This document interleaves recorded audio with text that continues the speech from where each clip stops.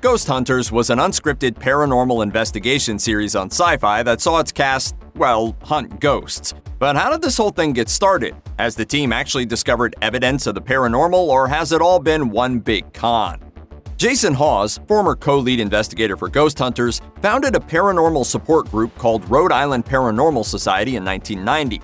In his book, Ghost Hunting: True Stories of Unexplained Phenomena from the Atlantic Paranormal Society, Hawes writes about RIPS, saying, "It wasn't a ghost hunting organization, at least not at first. It was more of a support group. I was trying to connect with people who had gone through experiences similar to mine.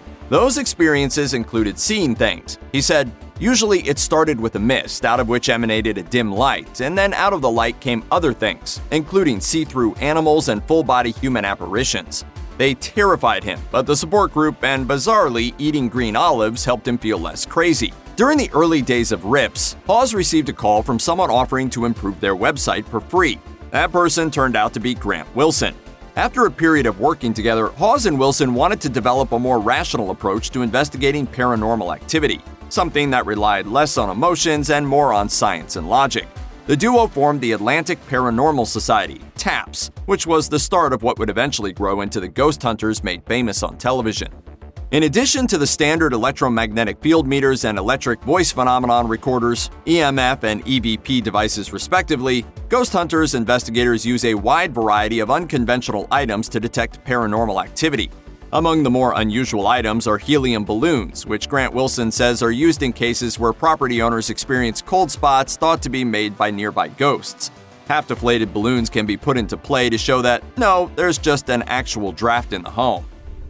You don't even gotta take it out of here, just make it roll back and forth. A few other items in their toolbox that you wouldn't expect to see include crepe paper, which is sometimes used as a cheap motion detector, and talcum powder, which Wilson says ghost hunters sometimes sprinkle on the ground to pick up footprints left behind by creeping apparitions. Steve Gonzalez, former lead investigator and case manager for Ghost Hunters, recommended some of his favorite tools of the trade and a gear guide for road trippers, and put a good old-fashioned flashlight at the top of the list. Just goes to show that it doesn't take a lot of money to hunt ghosts. For what we do, I get excited. Like when you see a new flashlight, like, ooh, check that one out. There's plenty of evidence Ghost Hunters is fake and always has been.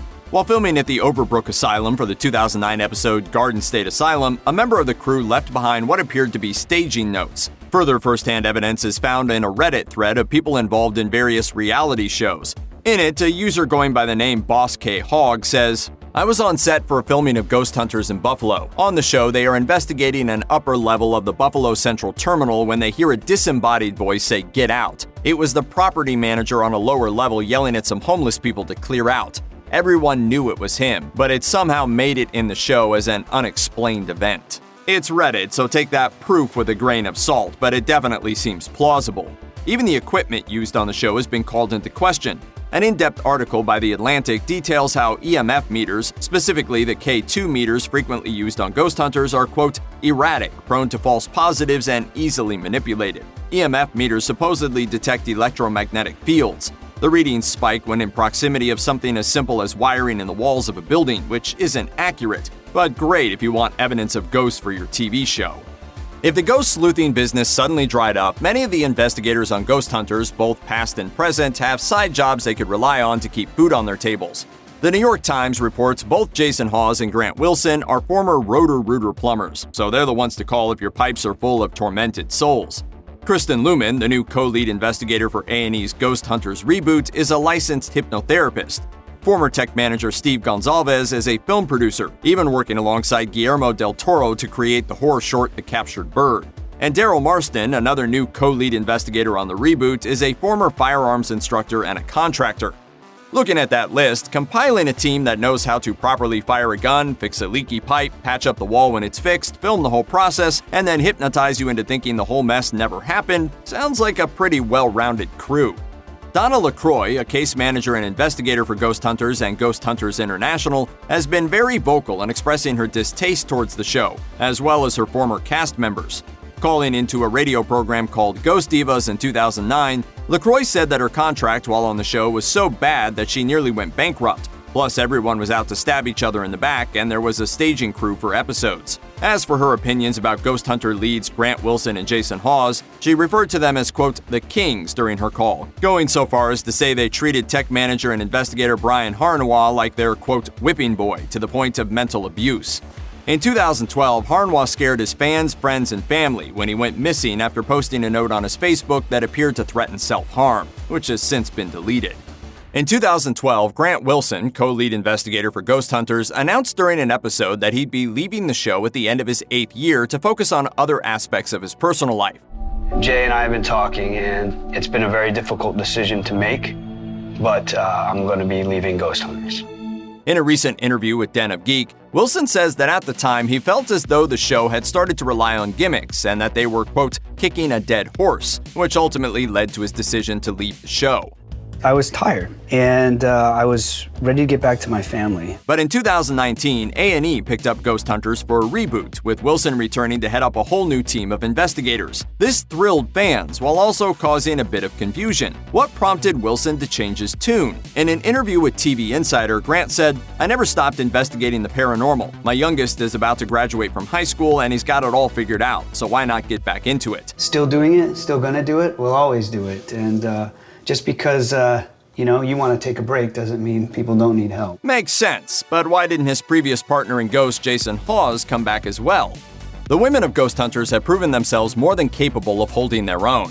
One woman in particular, Amy Bruni, an investigator for the show from 2008 to 2014, sleuthed spooks while pregnant. In a 2013 interview with Glamour, Bruni said, if we're local, I'll investigate until I go into labor. As long as I'm close to the hospital, it's fine. A proclivity for the paranormal has fallen within the wheelhouse of women for many years now, believe it or not. When the director Paul Feig made the announcement in 2014 that he'd be making a new Ghostbusters film with an all-female cast, the negative reaction was immediate.